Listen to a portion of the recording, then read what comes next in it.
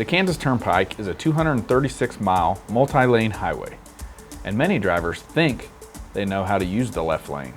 But what does the law really say? Lieutenant Phillips and Master Trooper Kane are here to tell you.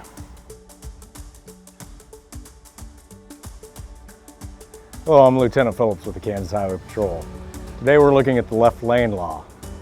On a two-lane highway outside city limits, all vehicles should be driven in the right lane, except when passing another vehicle, preparing to make a left turn, when directed by an official traffic control, or other provisions of the law.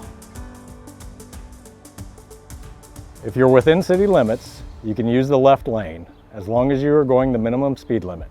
However, that doesn't make you a courteous driver. That's important because the traffic flow is the responsibility of everyone on the road. Many drivers will drive in the left lane out of fear of getting stuck in the slow lane. The reality is, there's always a chance of getting stuck in either lane.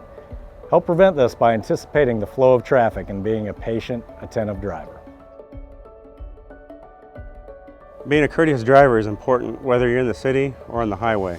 If you're in the left lane and a driver going faster comes up, you should move to the right lane as soon as safely possible. Remember, it's not your job to enforce the speed limit. And if you're the faster driver, give others the opportunity to move over and check your own speed. No one likes a tailgater, and if you rear end them, you could be at fault. If you do experience an aggressive driver or road rage, remember that you can call for help.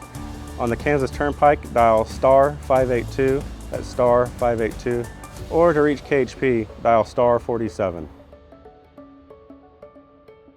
Be an attentive, patient, and courteous driver.